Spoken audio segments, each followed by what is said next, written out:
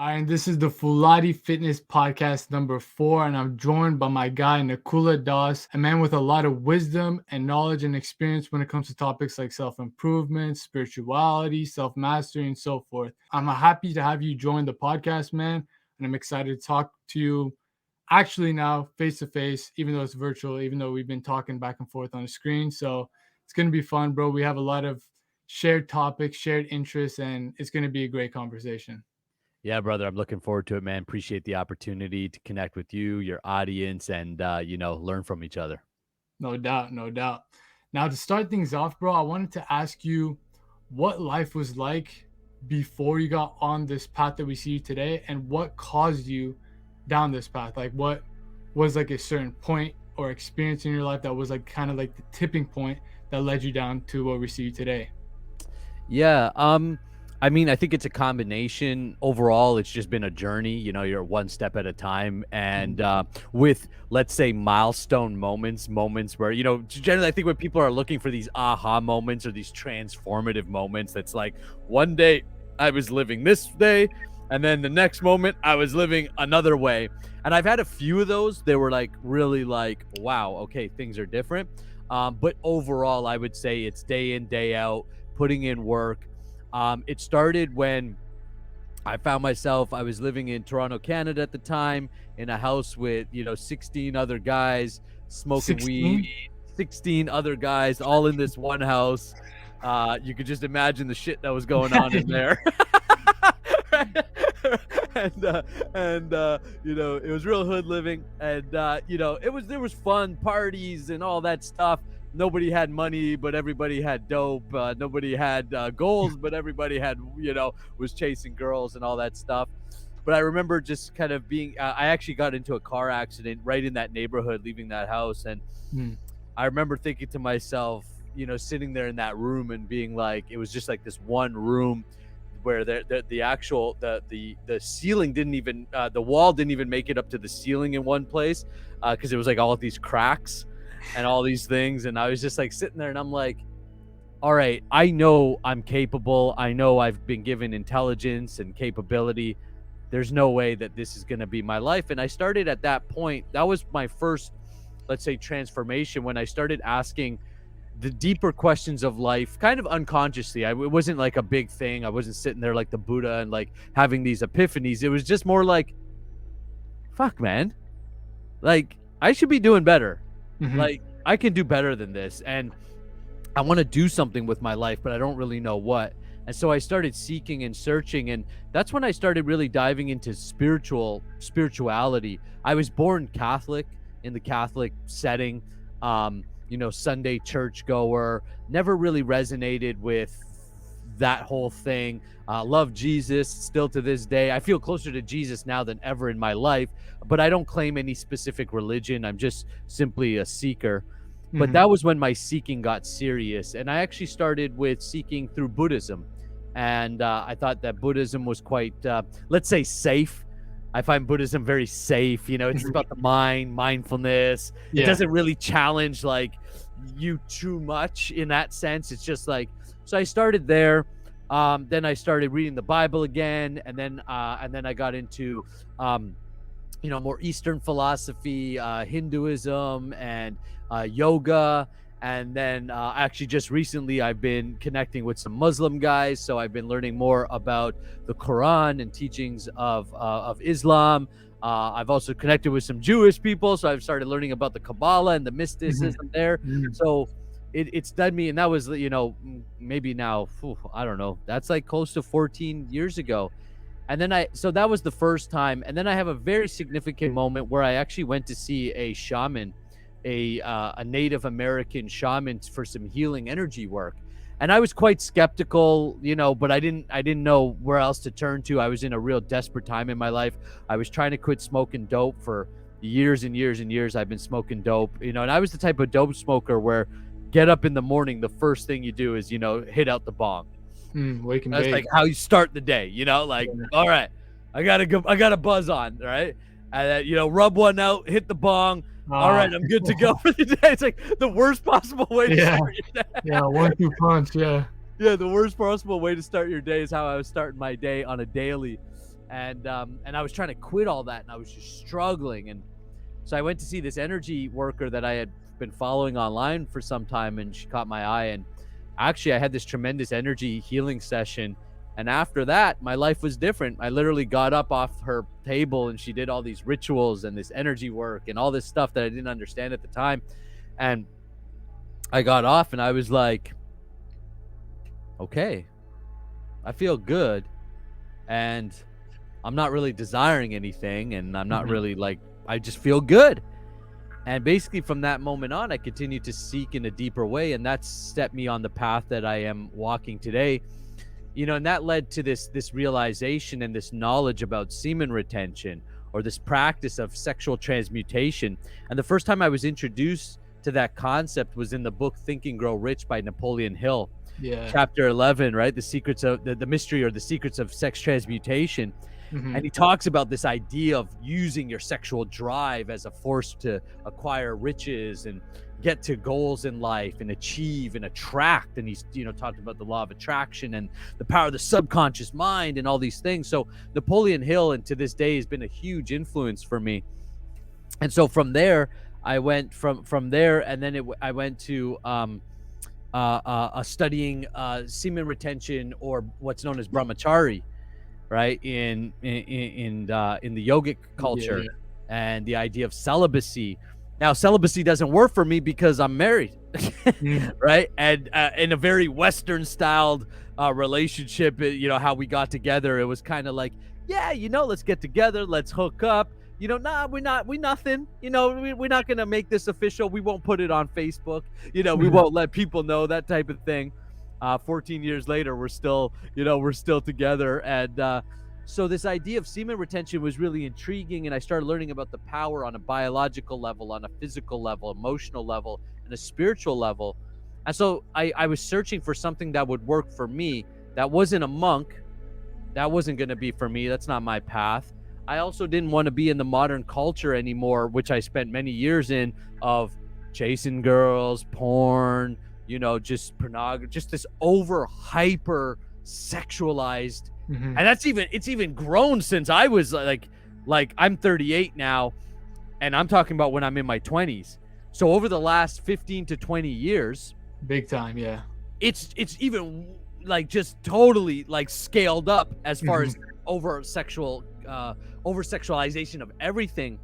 And through the spiritual path, realizing that that's the root for me where I was losing the battle.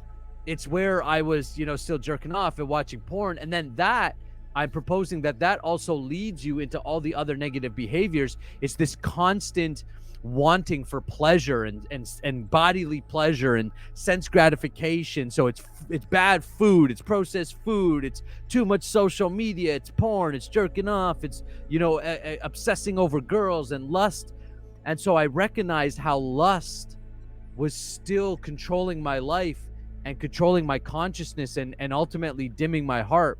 And so I found the practices of sexual alchemy, which were originated in the Taoist and yogic tradition, and it's kind of like a combination in which I put together, which allow men to still have a sex life, to still be engaged, but a healthy sexual life where you can actually fall in love, not just at the physical level, but at a spiritual level. And you can use that energy like Napoleon Hill describes, and you can transform it and use it as fuel for success. And so I've got guys working with me who are putting that into their workouts, into their health, into their leadership abilities, into their sales, and seeing massive results simply because they learned to control their sexual energy. And I truly believe that this is the essence of all spiritual practices in the world, that we all have to take this journey. I was just reading something from a rabbi today who basically was talking about, unless we all take the journey from lust to love, from selfish to selfless, we've wasted the opportunity of the human life. And even from a material perspective, not even talking about a spiritual perspective, we'll never really achieve our goals. And so it's been a long journey, but it's been awesome, filled with ups and downs and challenges. I think that the spiritual path, or the path of personal development, is the hardest path to walk. That's why few people do it. But those men who do it, they become monsters. They become kings. They become, CEOs. They become everything that they're meant to be and more. And so I'm just passionate about sharing this path with as many people that are open to listening. Love to hear that, bro. Well said, well said. And question, you said Think and Grow Rich was what kind of got into your head. What made you get that book, and like how old were you when you were reading that? Yeah, great question. So what made me get into that book is I got into a network marketing company at the time. This was over 15 years ago. And that was the first time I was really introduced to personal development as a concept. So I went to an event. A buddy of mine took me to an event. Actually, a guy living in that same house of 16 other dudes, he was also improving his life. And I remember we would be literally sitting in his room, smoking, listening to like all of this personal development stuff, right? Like, yeah, personal responsibility, bro. Pass the hit now, yeah, leadership, bro, right? So it's a little bit counterintuitive, but you start, this is where, I try to, as best as I can, I just encourage anybody, just start where you're at. Like, don't ever think there's a qualification for getting better. Getting better is just simply a decision to be like, I want to improve my life. I want more out of life. I want to give more, and I want to be able to receive more. And so we went to an event, and I remember he took me to a store to buy my very first suit. I bought a suit for the first time, looking good, smoked a joint, went to an event.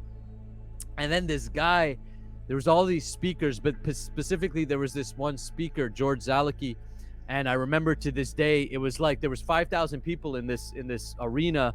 We were listening to this business presentations and, opportunity and all this stuff. And he gave this personal development talk that was just, it felt like he had was talking to me directly. It's like the whole room disappeared. And he was just speaking into my life. And he was just talking about how our thoughts become our reality and how we develop ourselves through developing our mind. And it was just I can't even remember what he said, but it was just so impactful that I remember I joined the company that night and I started picking up all these books. And one of the books that was recommended to me by one of the leaders in the company was Think and Grow Rich. He said, buy this book, read this book, and it'll change your life. And I did. I bought the book. And so I was maybe 25, 26 at the time. Something like this. I can't remember exactly. Maybe a little bit younger, 23. And it's a book that every time you read it, you get more from it because you're different.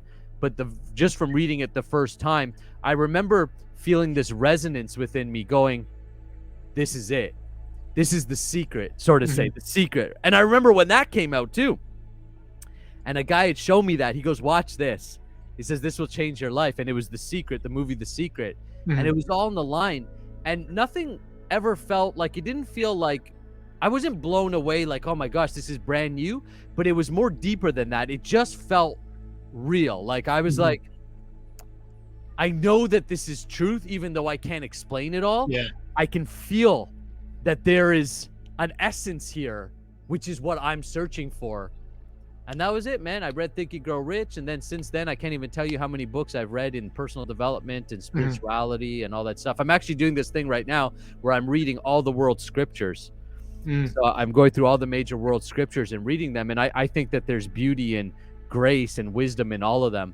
But yeah, so it's about 23. And it was recommended to me by a mentor in a network marketing company. And then when you read that chapter 11 part, were you just like, bro, what the hell is this? Like, or was it like, it kind of clicked with you then? Or did you kind of like look at it like, nah, this guy's just bullshitting, bro. What the hell is he talking about? It was more like, cool. I'm good though. Like, I'm horny. I'm good. You know what I mean? Right? Like, I don't need this. Like, it was more like not understanding it or getting it. Like, just kind of like reading it and being like, all right, but not really relating to it. It was only till later on when I reread it and then I got into spirituality that it really started to click. And I started to become more conscious, more aware of myself and my behaviors. And then I started to become very aware of how I felt after jerking off. And I was like, holy smokes, he's right. Yeah. Like my drive to go and do anything, whether make money, sales, you know, I teach so many guys how to generate as part of my business. So I teach sex transmutation, but I have a whole business coaching training where I teach guys how to generate sales. And this is how I started in the coaching business. Is I'm a sales trainer by profession. That's how I started. I started by working with another sales trainer. We would go into small, medium-sized businesses and increase their sales up to 150% in a matter of weeks. And I would do this with online entrepreneurs, and I started my own coaching and training business. When I started practicing semen retention and I started taking note on how much I was dedicating, how much sex was occupying my mind and taking away from my business, and I started practicing, my sales skyrocketed, not because of anything I was doing, like I wasn't doing anything more or less than I was doing before, but my energy had increased so much, and my desire to be successful and my ambition had just gone through the roof. And that's because I wasn't depleting it on porn, and I wasn't jerking off, and I wasn't chasing girls. And there's a direct correlation between when I started to notice when I'm doing those activities, how my sales and my impact decrease. And when I give those activities up and I'm just focused, oh, well, all of a sudden I'm eating better and I'm going to the gym and I've got energy, and I've got energy all throughout the day. So I can put in those extra calls and I can get on a call and do, today I've done, I think 4 calls, recorded videos. This is my last call of the day doing the podcast, and I'm still full of energy. So this just became this light bulb of like, oh my gosh, this is it. And so I married the two together, sex transmutation with sales and influencing and communication skills and things. For me, that was about 3 years ago. I launched this business specifically working with men, helping them increase and unleash their masculine leadership and power. And things have just flourished in ways I've never even, expected. So would you say that this is almost the foundation for personal development, self-improvement for guys out there? Like, without this, could you really tap into that level that we're talking about? Because I know exactly what you're talking about. Like, I know 100% what you're talking about. When I try to explain to like some other people that don't really hasn't clicked for them yet, what would you say to them from your perspective? Like, would this be the thing that really just launches them to that stage, even if they're on self-improvement but they've been lacking in this area? Yeah, 100%. If you're already improving yourself, working on your character, your integrity, to me it all starts with vision.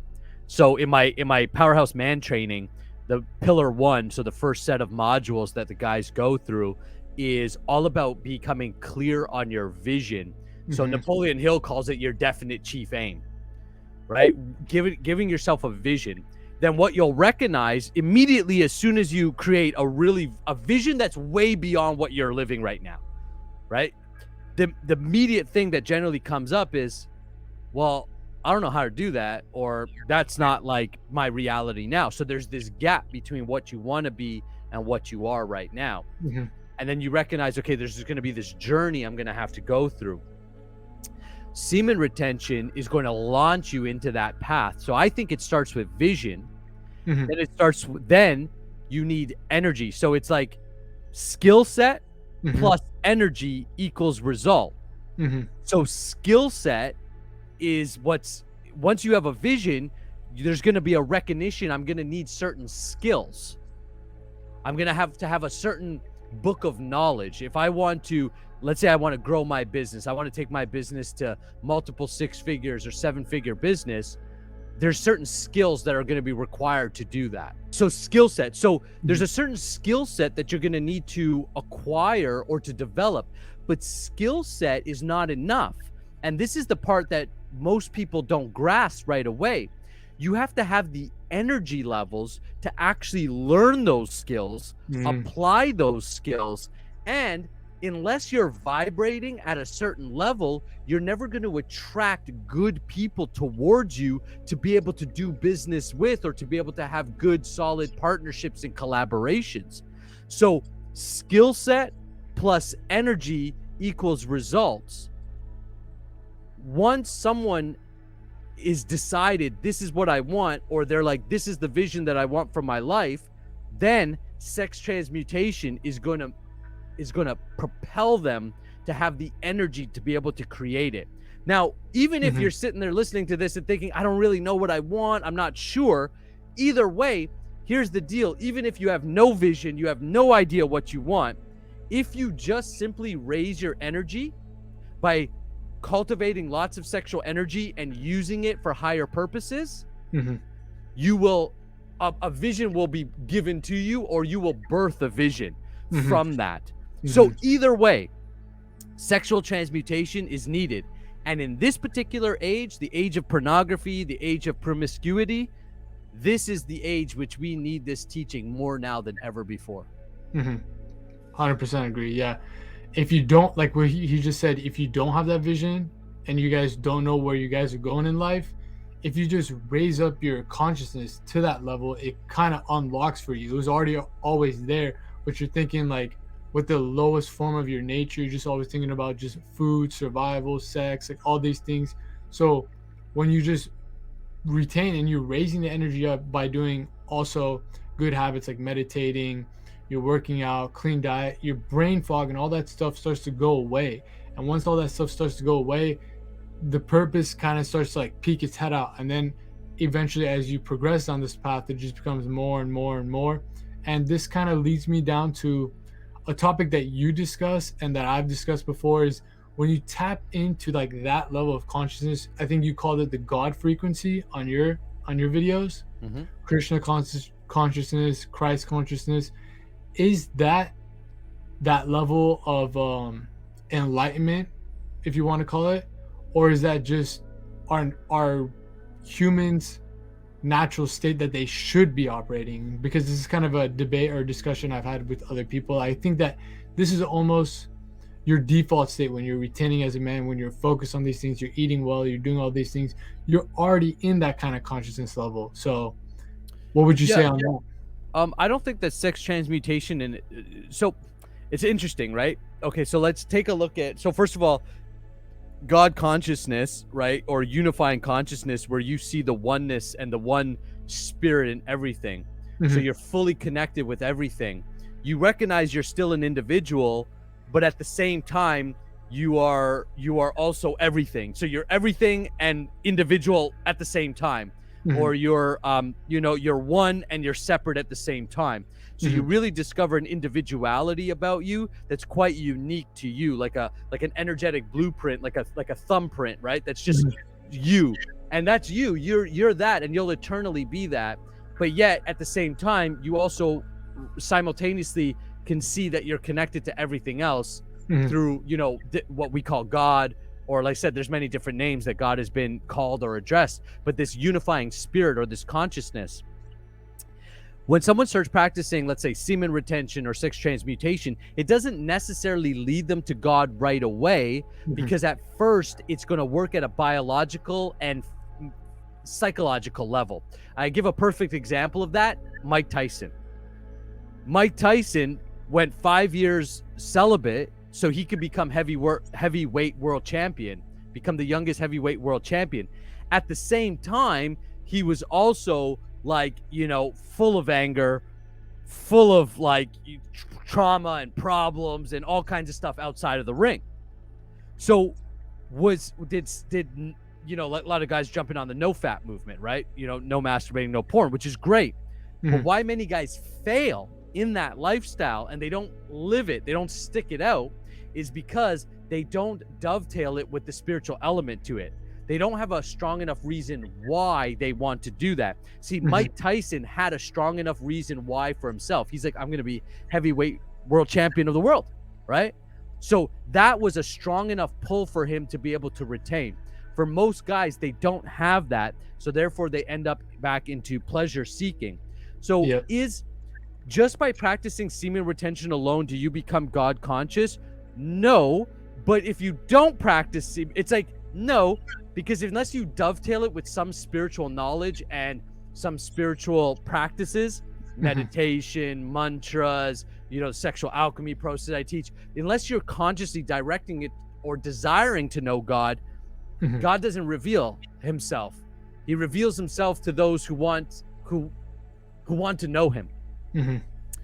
But if you practice semen retention or no FAP, there is this over time, if you really do it, there is this natural inclination towards spirituality.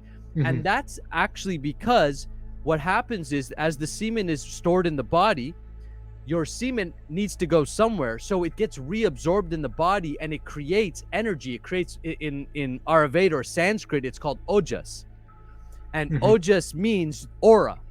So it creates an aura or a higher frequency or vibration, and that is actually, it's like a scientific way of doing spirituality. You're actually more energy than matter. So we know that everything in the universe is energy, and that matter is energy vibrating at a certain frequency. What happens is, when you retain your semen, that your vibration increases, where you start to vibrate subtly above matter. So your consciousness expands. But will you do that just by practicing sex transmutation on itself? I don't think so.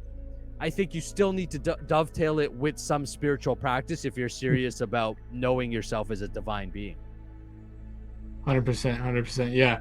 And like what you said, you become less matter and more spirit. Like, you kind of realize these things. And coming back to what you said, that God starts to reveal himself to you and you kind of start becoming more inclined to this path.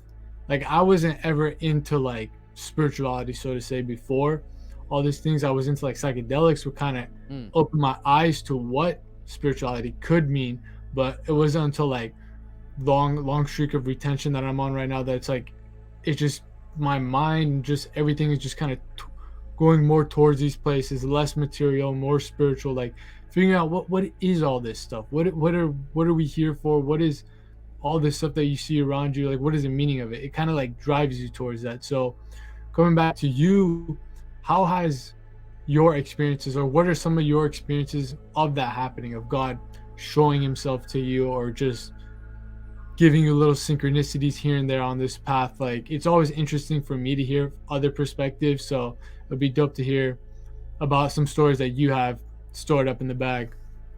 Yeah, so God can be realized in basically like almost like phases, let's say, right? Like, so the first, where most people realize God at first, is like kind of an impersonal way, like the light. You hear people talking about the light, this unifying consciousness, all these things. That's God, right? Is that what they're speaking of? But they're speaking of it kind of impersonally, like it's an energy, but there's no consciousness there. It's just an energy. It's just energy. It's just, that's it. It's like a void, right? Like, meditate on the void, the emptiness, this type of thing. And so at first, that was like kind of the Buddhist approach, right? Like the emptiness, find the emptiness within you, stillness, this type of thing.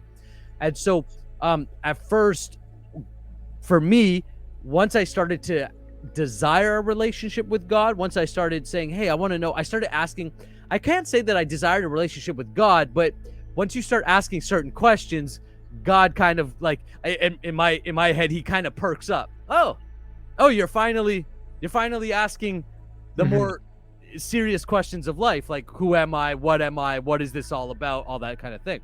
So once I started asking those questions, then the first way that he revealed himself is through like meditate, like nudges, desire, internal desire to act on certain things, like buy a certain book, Think and Grow Rich, go to meet certain people, go to a conference, go to like, just like through desire. And then that's where you can recognize God through the second phase, where it's like, at that point, God is still out here and you're kind of looking outside. There's books and and all of that is God, because God is omniscient, omnipresent, omnipotent. So there is no aspect of life in which God is not involved. So God can use anything. He can use another person. He can use a book. He can use a podcast, right? He could use it. It doesn't matter, right? It does not matter. He can use any space because he is that space itself. So at first, I recognized I started getting lots of like desire to read books. So I was reading like The Secret and Think and Grow Rich and personal development and, how to attract money and all these things. And then as as I started asking deeper questions and I started meditating more, I started recognizing that God was actually speaking. He was pushing me to these things from within me. Mm-hmm. So this is like the second realization, which is that God is in my heart. God is within me. And I am God, am one, but separate at the same time. Like we're distinctly different, but at the same time, we're the same. Like Jesus said it as, I am the Alpha and the Omega. I am the super consciousness and the individual. Me and my Father are one. Jesus said that me and my Father are one. So there's a realization that I and God are directly connected in my heart. And in my heart is where I am actually getting my direct contact with God.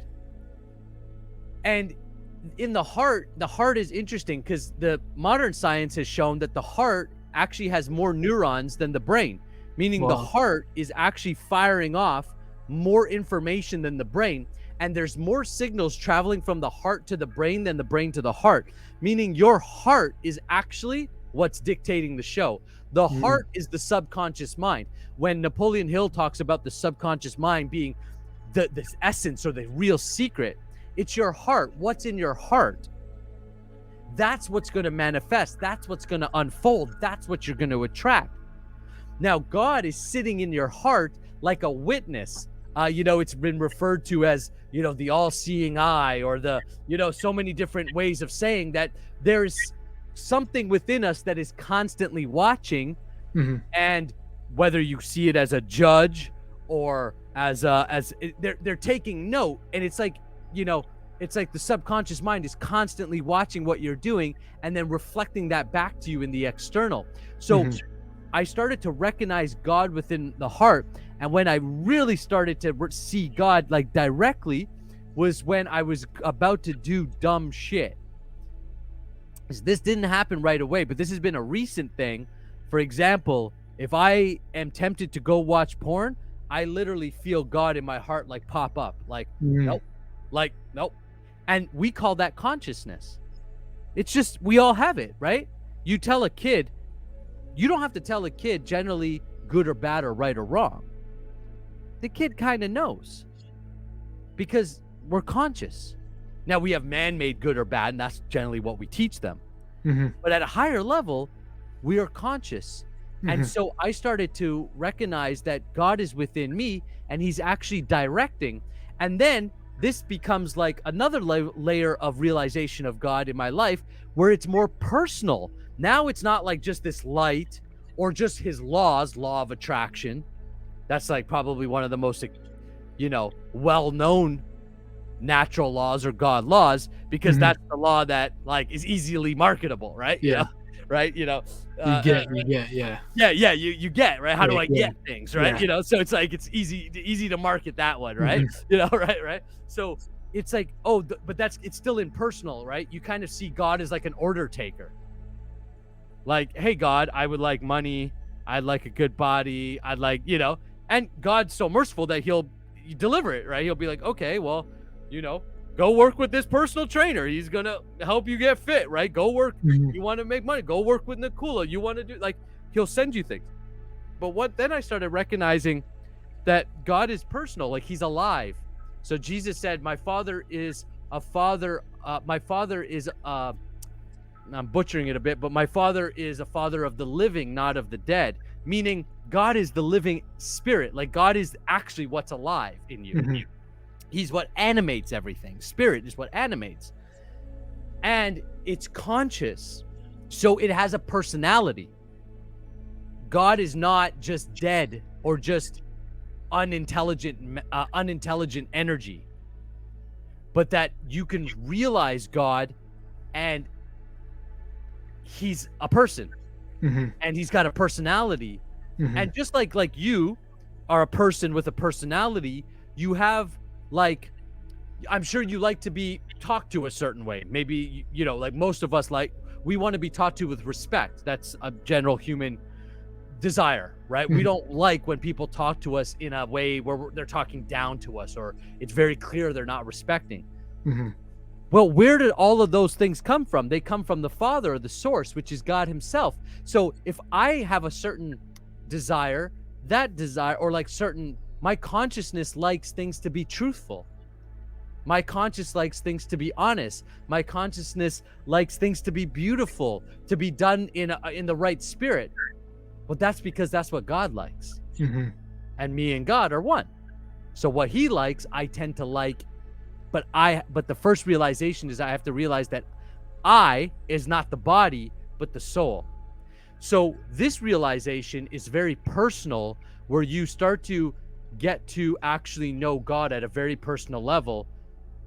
And in my experience of that, he pops up when I'm about to do dumb shit to help guide me not to do dumb shit.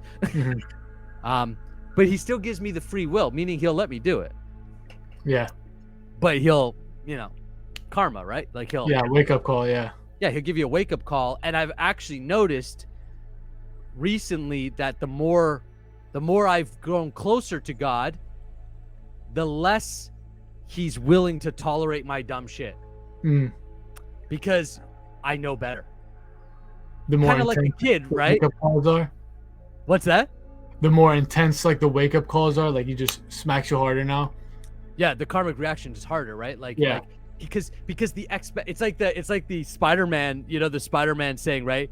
To whom much is given, much is required, or to great power comes great responsibility. Knowing God is a type of power in this world.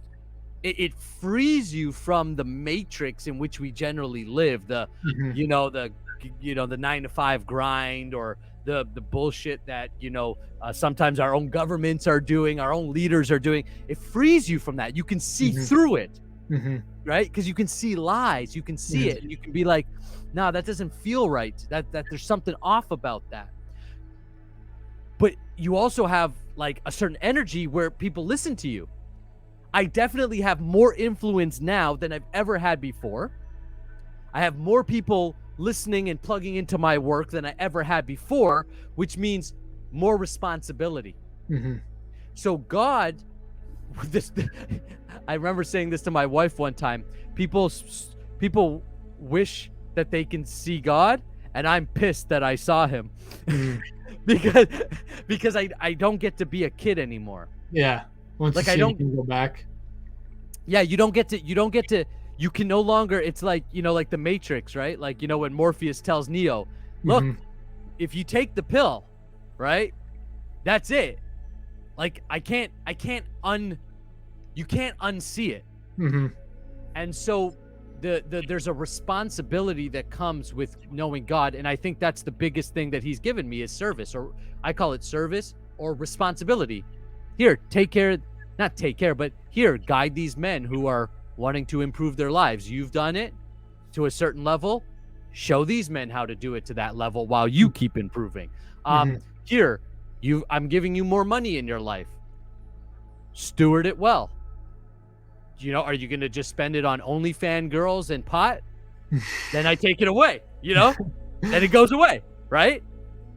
Yeah, but if you steward it well, you invest it well, you can show that you're responsible with that type of power, he'll give you more. So you start to see everything in relation to how God is actually granting it to you through his laws, through his setup, through his creation. So first realizing God through desire of, I want to know what's up, and it's kind of impersonal. There's then a lot of like new age kind of stuff, crystals and this and Reiki and healing and all that stuff. It's kind of like that. Then you keep going, and then you recognize, oh, God's in me. I don't have to keep looking out here. He's here. He's right here. He's with me all the time. And then personally starting to see him in everything. Like, why does that sunset look beautiful? Well, he's the light of the sun, and he's the the clouds doing its thing, and he's the shade that it's all creating.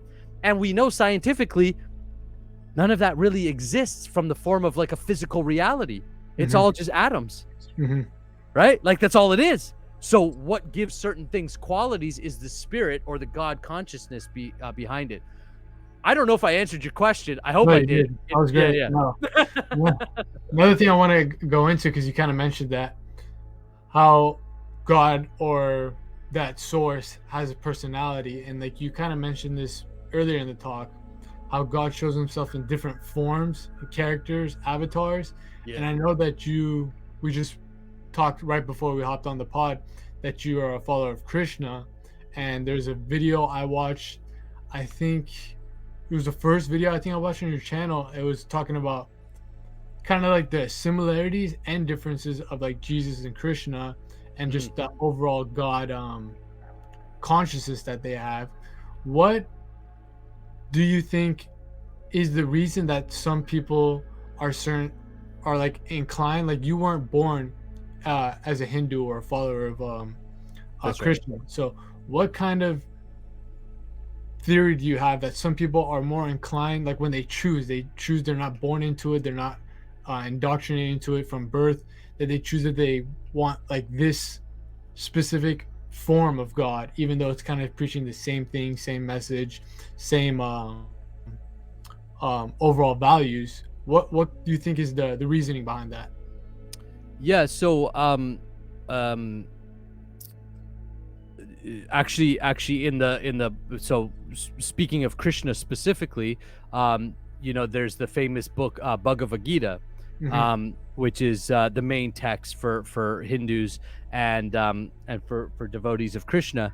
And this very question was presented to Krishna by Arjun.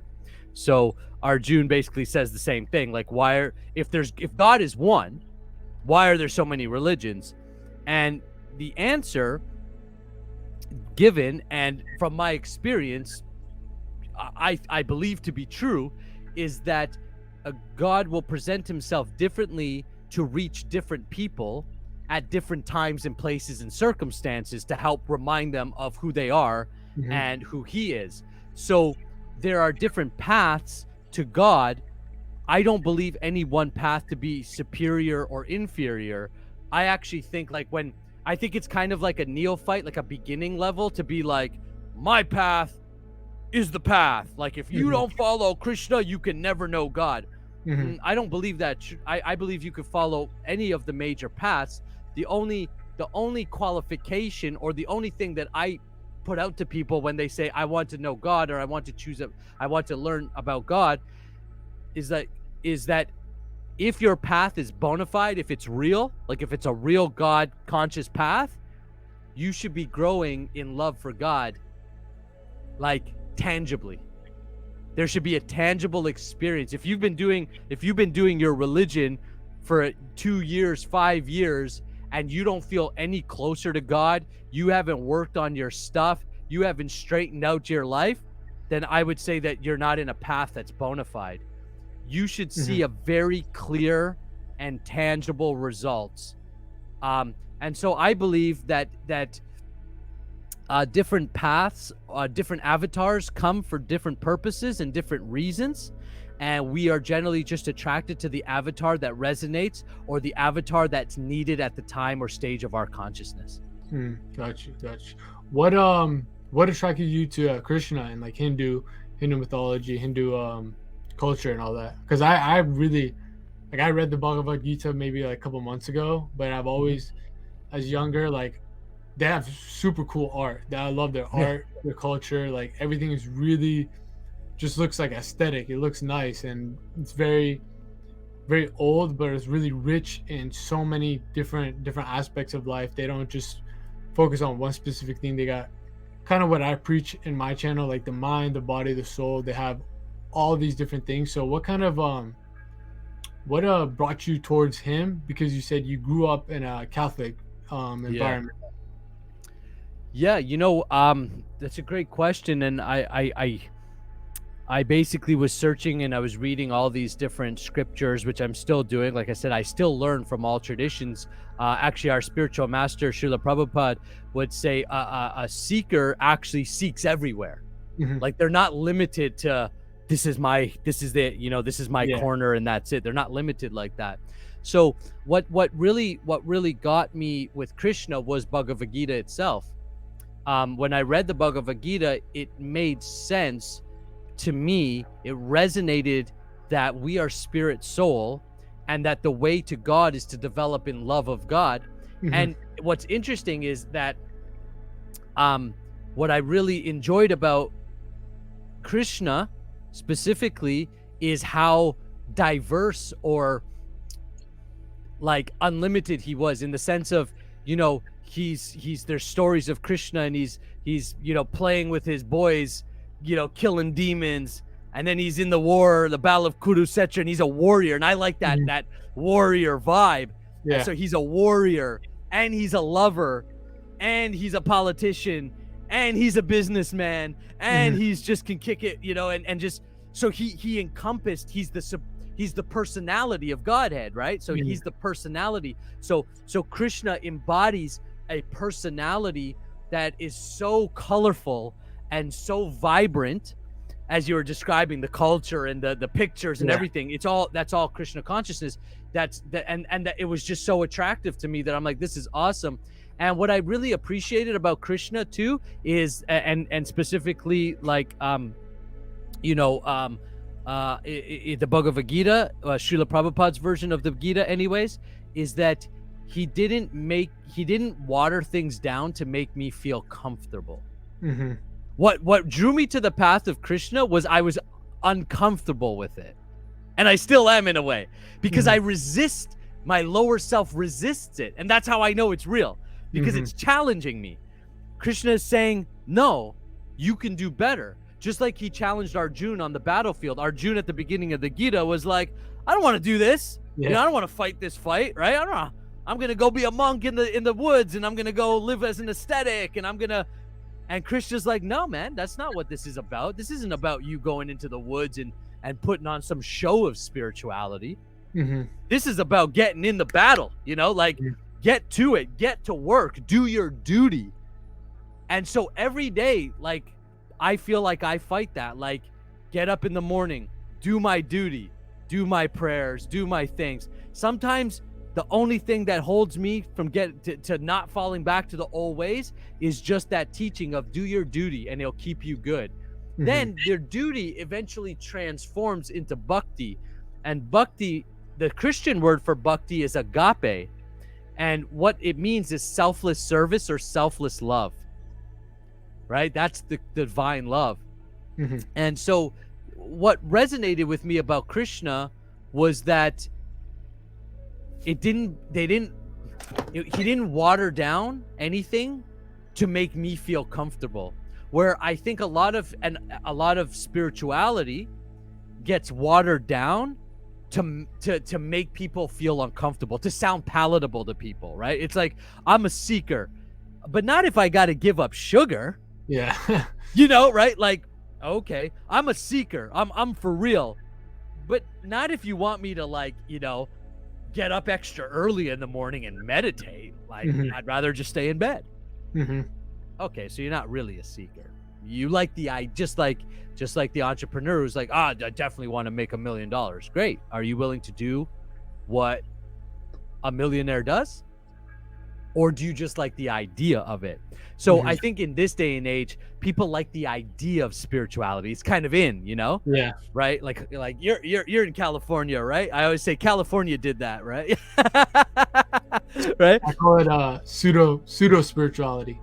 Yeah. It's more about the yoga pants and right? Like, you know, I've got a fancy yoga like studio. External, it's just it's kind of like a call for attention. Like, bro, look at me, I'm spiritual. Like, the people that are quote unquote really spiritual they're not looking for attention, this and that. They're not looking for the external thing. They're going more within and within with these type of teachings that teach you to go within, even though you're uncomfortable, even though these things are going to be coming up in your mind during these meditations that you don't want to confront. It makes you, kind of does that. And it's kind of off tangent, but this is what I like about psychedelics, and we can talk about if you ever tried any yourself. Is that it forces you, you know, to like face those things. Same thing with a lot of spiritual practices that are deep rooted with some type of substance and like actual base foundation to them, not just, okay, I'm gonna do a couple of poses, post on my Instagram, and I'm good to go. I'm good. Yeah, I'm good. Yeah. Yeah. It becomes more about the photo shoot than it does about the actual practice. And so yeah. So I think that's the challenge. Of course, there are real people all over the world, even California, right, doing amazing things like yourself, right? There are real people all over the world Mhm. doing amazing, beautiful things that are real, that are genuine, that are.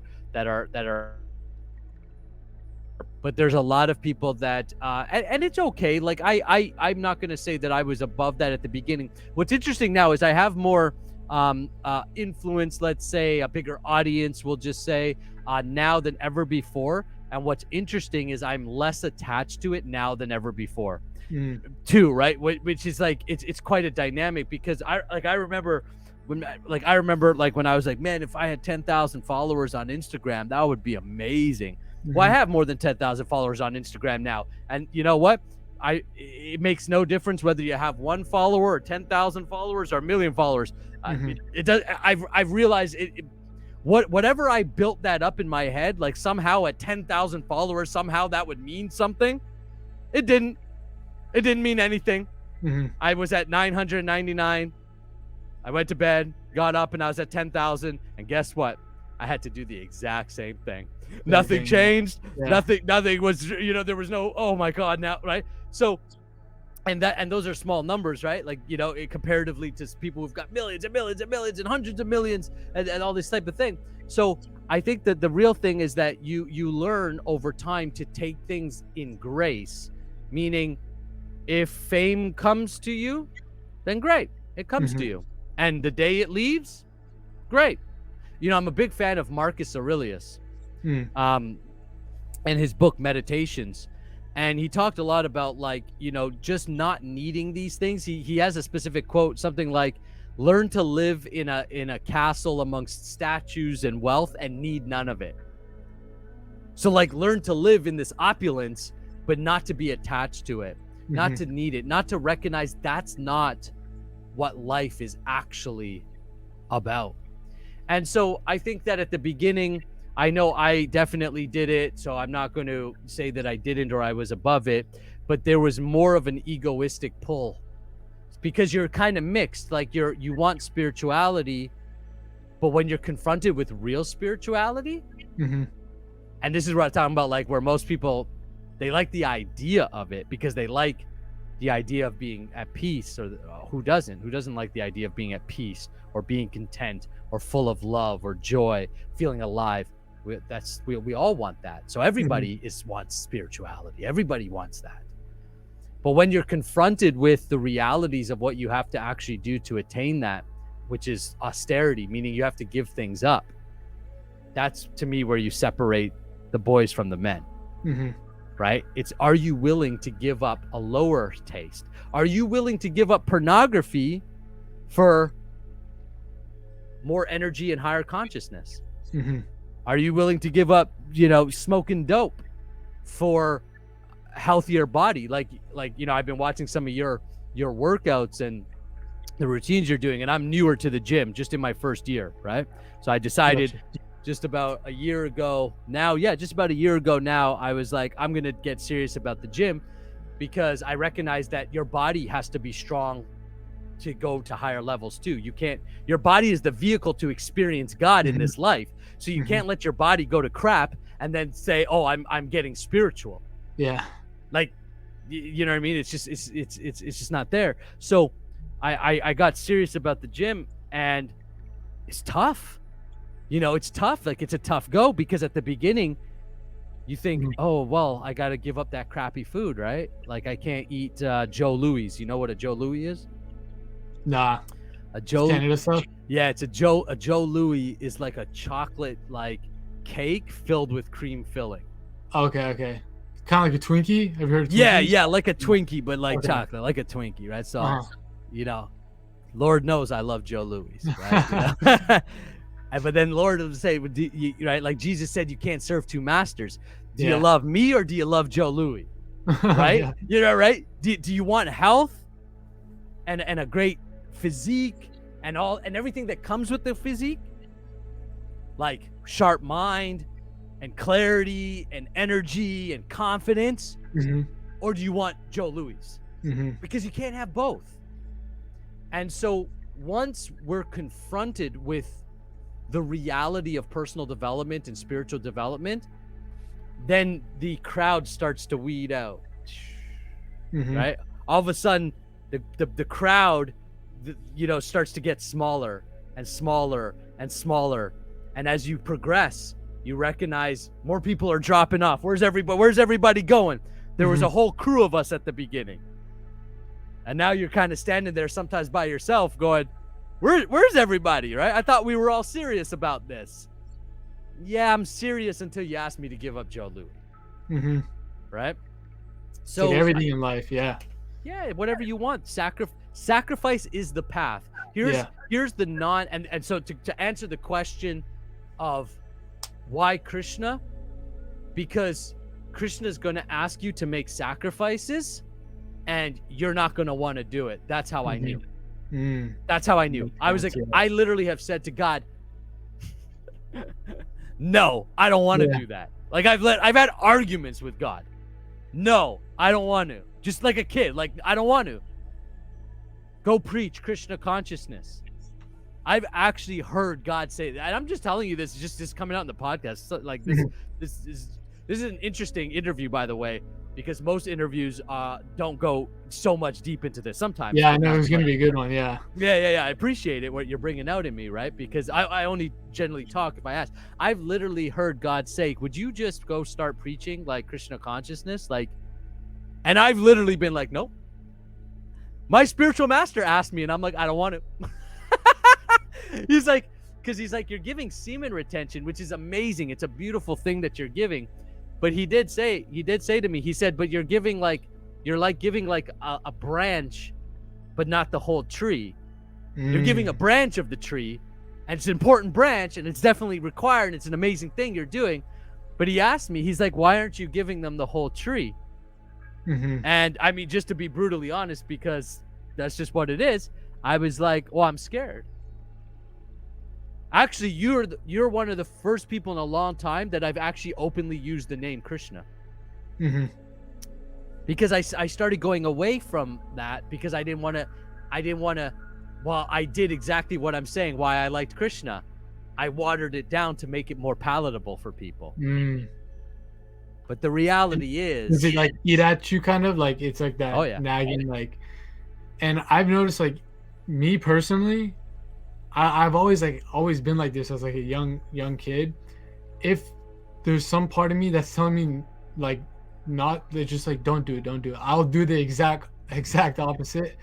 I don't know, it's like something even like with when I was growing up as a kid, my dad told me to do something, I'd be like, okay, fuck it, you told me to do that, I'm gonna do the exact opposite, like throughout school. So it's kind of like I'm seeing it from your lens, and I'm thinking it through my brain. I'm like, if that thing just keeps coming up, and it means I have to do it. It means that it's telling me like, bro, this is kind of like the next step. If you want to get to that next level in life, you kind of have to climb up this thing. It's going to be difficult. You're not going to want to do it, but then you're going to see at the top, which goes back to like just the general, to me, the basics of like self-improvement and spirituality is delayed gratification. It's almost always rooted in all these practices and all the good things life has to offer. It's not instant. It's, if it comes fast, it's not going to last.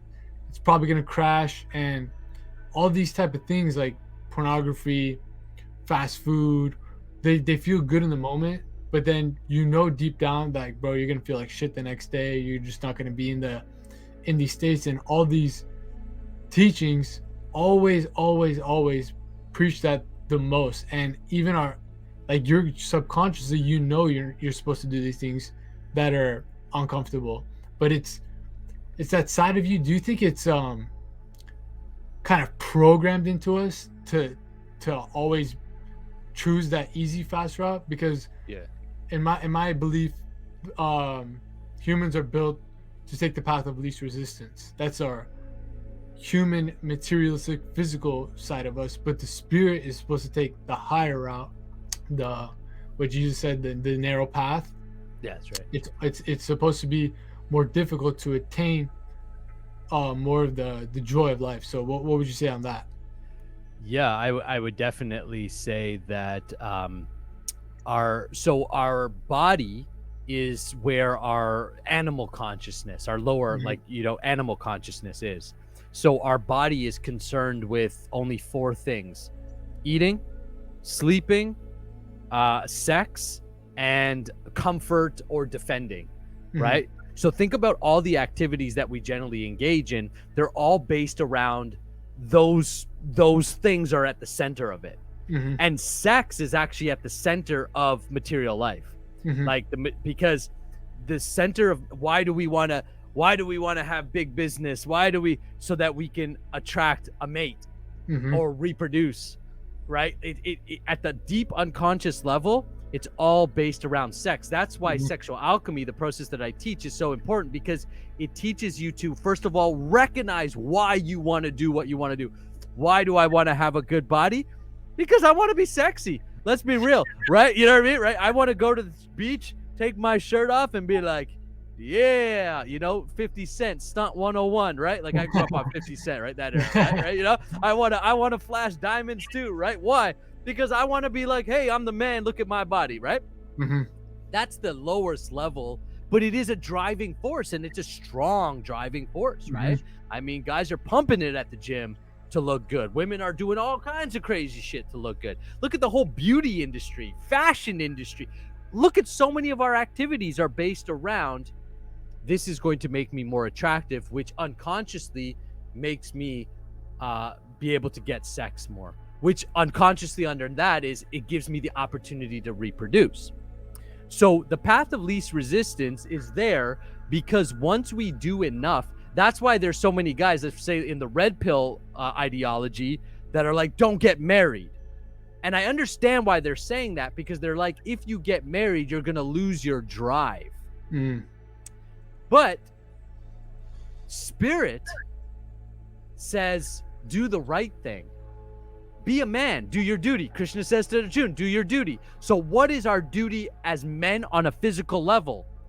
Provide, protect, produce. Right? That is what we do as men. So we need to do that. That is going to be generally the path. Once most men do whatever they need to do, so they have a house, the bills are paid, kind of, or they can get by, they're figuring it out, and they've got something to eat, and they've got some simple entertainment, they've got some Netflix, they got a video game they're into or whatever. Generally, that's all you're going to get out of them, because their whole consciousness is trapped in their body. They're totally like animals. Then when we start to make the path to Krishna consciousness or God consciousness, all of a sudden you're going to be asked to not just do things for the body, do things for the soul. So what is the soul? So the needs of the body must be met. So nothing wrong with eating, nothing wrong with sleeping, nothing wrong with having sex, nothing wrong with being comfortable, nothing wrong with those things. They're not demonizing it. But you're more than that. I mean, like our spiritual master Srila Prabhupada said, so big deal. The animal does that. The dog has sex. You have sex. Right? That was kind of one thing that stood out to me in the hookup culture thing, where it's like, like, oh, I got 200 women.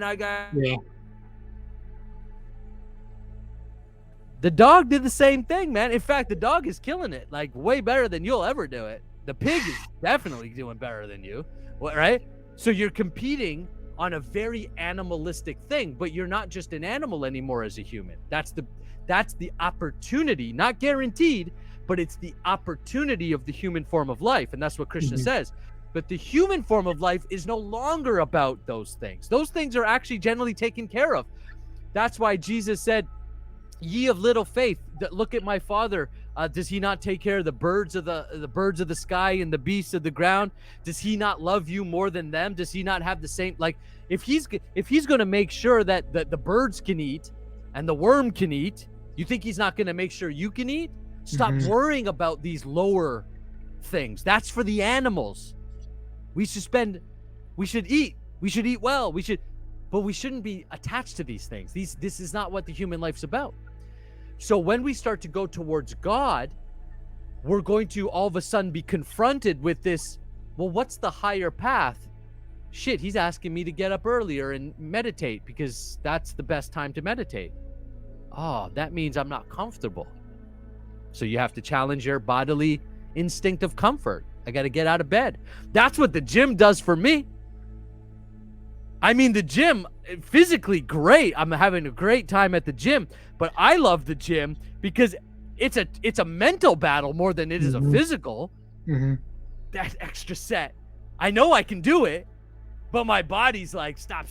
But my mind, but it's like, stop. My mind is saying stop, but I'm like, no, I still got more in me.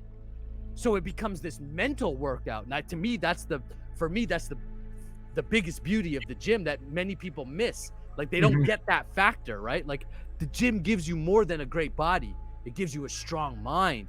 It gives you motivation. It gives you confidence, because when you develop that kind of strength of mind, well, now you can, you know what? I do it the same thing with my sales. I got a few extra calls in me. I can do it. My mind's telling me stop, but I can put in those extra calls. So the more that we move towards Krishna or God or Christ or Allah or Jehovah, the more we move towards God and to spirit, the less attention we're giving to the body and its needs, and the more attention we're giving to the needs of the soul. So I gave you the 4 needs of the body, but what is the need of the soul? Well, according to my understanding of the teachings of Jesus, the teachings of Krishna, the teachings of Allah, from what I've learned so far, the teachings of Moses, was love, bhakti or agape in the Christian language, selfless service. The soul just wants to love, relationship. And that's where the real essence and joy of life is. And guess what? That's the thing that's missing in most of our lives in this day and age. Why are we watching porn all day long? If most guys are honest, they'll tell you. I have a student coming through the Powerhouse Man training right now. He's in his late 40s, early 50s. So I got guys of all different ages working with me. And he said on our last call, he said, no, you're right, I'm lonely. Why do we turn to drugs, alcohol, porn, all of this stuff? We're trying to fill that void. And that's why people don't want to meditate, or they don't like to meditate. Escape, yeah, they want to escape from that. Yeah, because they're trying to escape that sadness that you're feeling.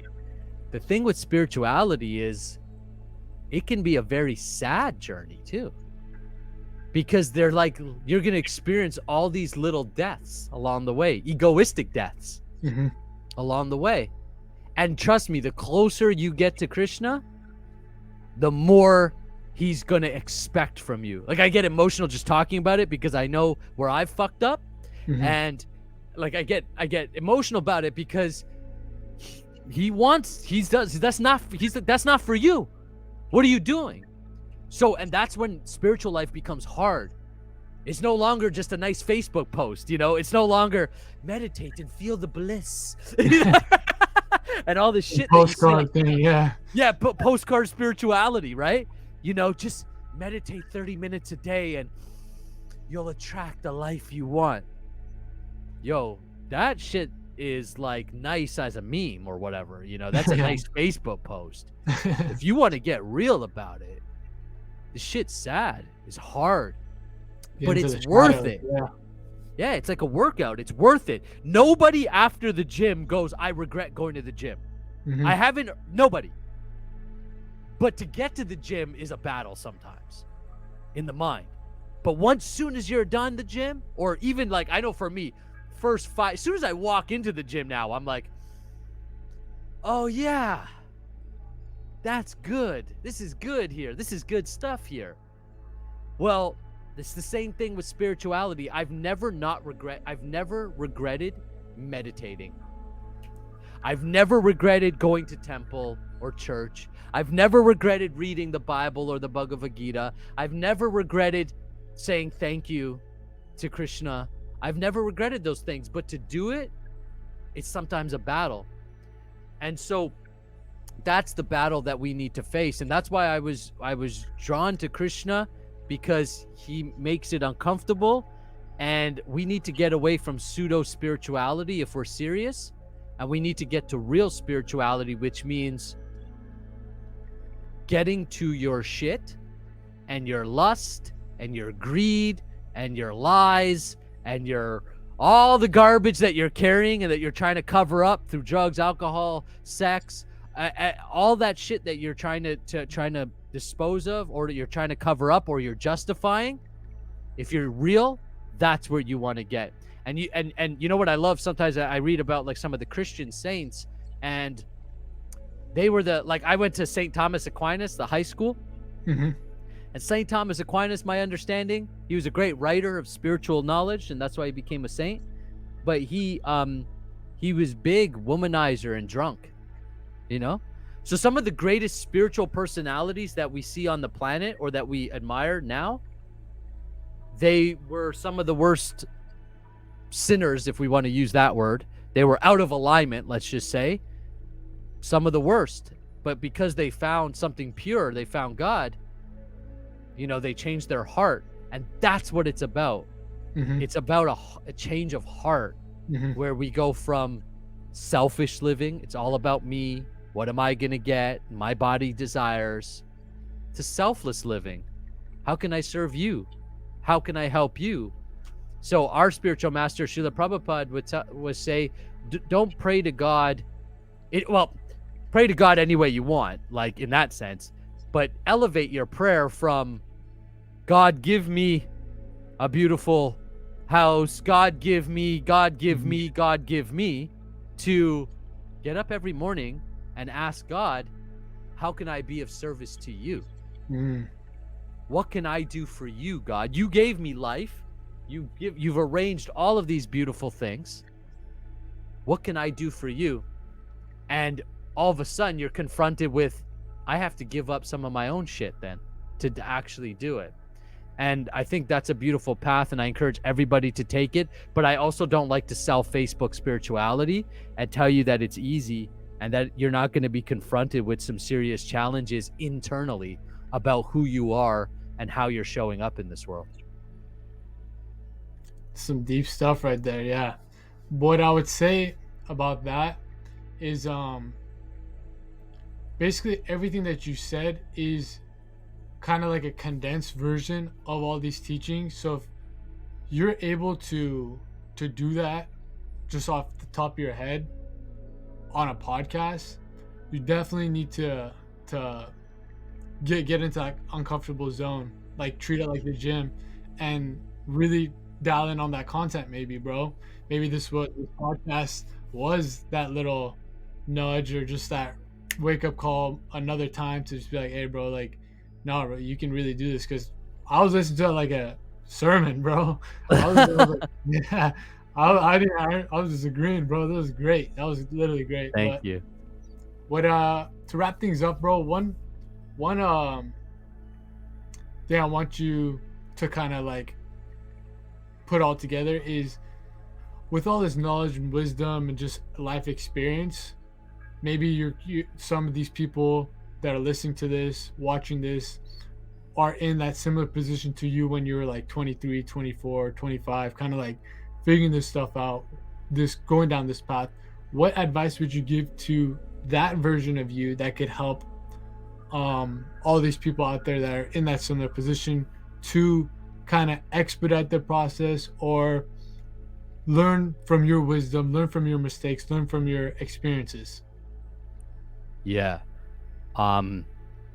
Association, meaning be very conscious of who you're hanging out with, who you're listening to. Association means listening to, meaning what you listen to and who you're hanging out with is going to have the greatest impact in your life.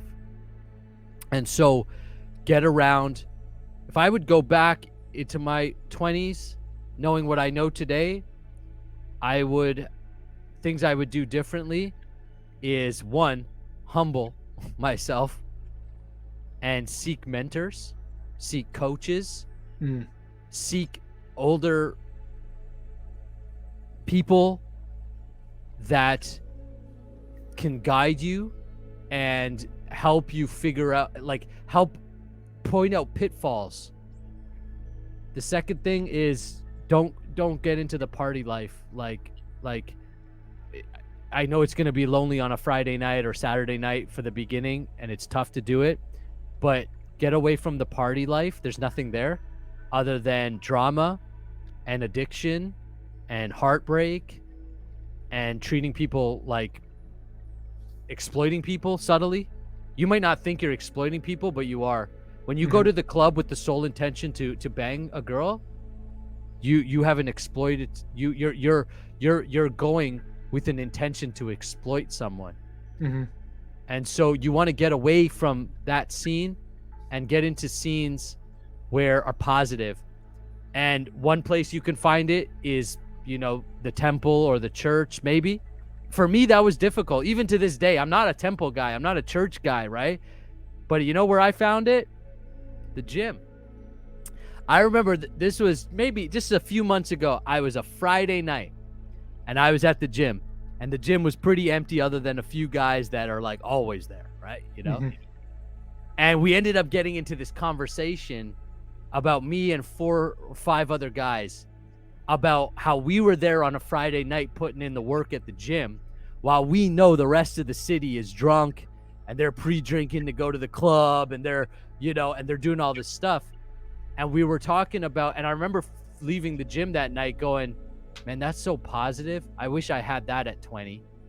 At 20 years old, I was pre-drinking and getting into the club, but where I should have been was at the gym so I can get up. And we were talking about, you know what, while everybody's hungover tomorrow, we're going to be up early.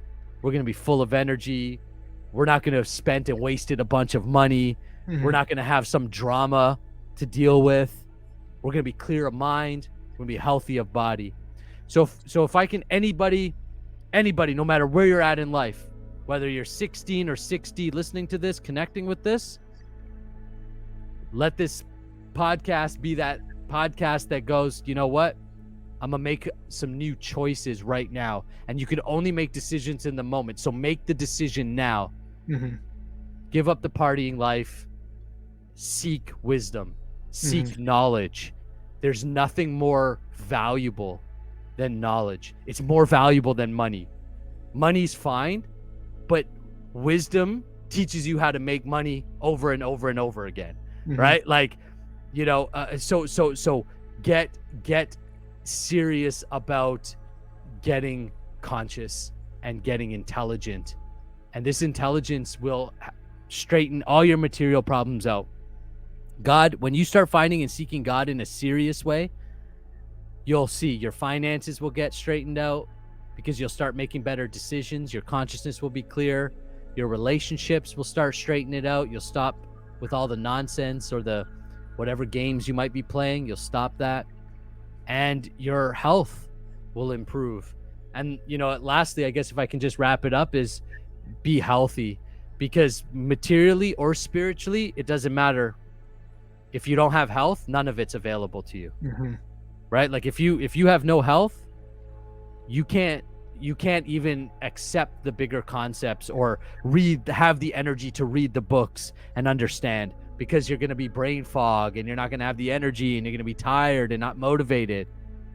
And so spiritually you're screwed, and materially you're screwed, because to have, to build, like I've got a multiple 6-figure coaching business that I've built, and we're scaling.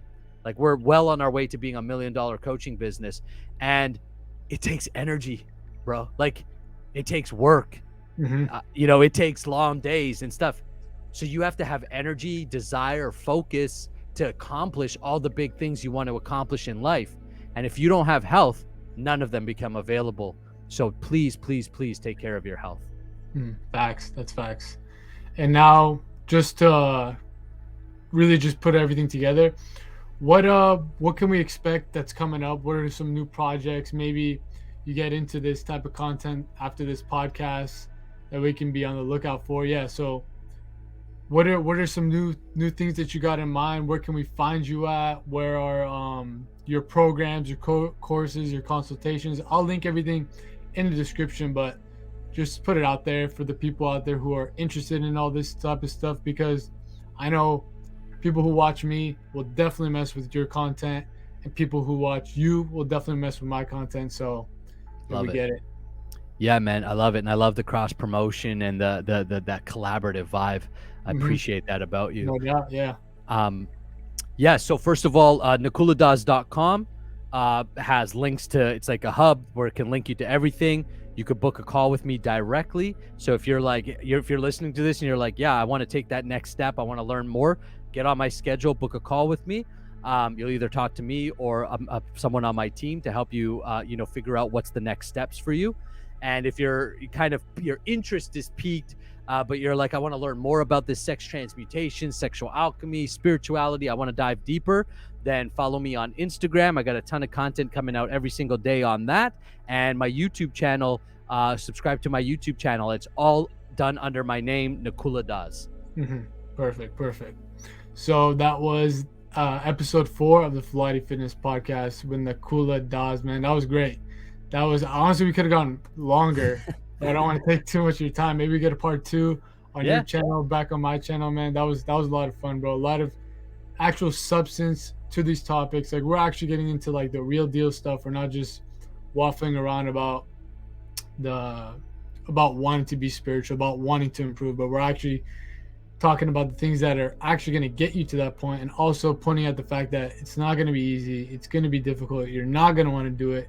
You're not going to want to do it 90% of the time, but those times that you do want to do it, and even those times that you don't want to do it afterwards, you're going to be like, okay, no, this is why I do it. It feels good. It feels great. Like, I see the progression, the path, so I'm going towards, and all these things make it worth the while. So appreciate you pulling up, man. That was a lot of fun. And is there any last message you want to leave the viewers with? Get right with God, man. Seek him. Even if you don't know what that means. Like, I used to kind of hate when people said that, right? Like, get right with God, get to know God, all right? And I'm like, I don't even know what that means. That's cool. I didn't really know what it meant either. But it is, I understand it now. So seek knowledge, seek wisdom. And I promise you that knowledge and wisdom is never a bad investment. The best investment you can ever make is the investment into yourself and your own growth. That stays with you for life, and that has exponential results. You learn a skill like good communication.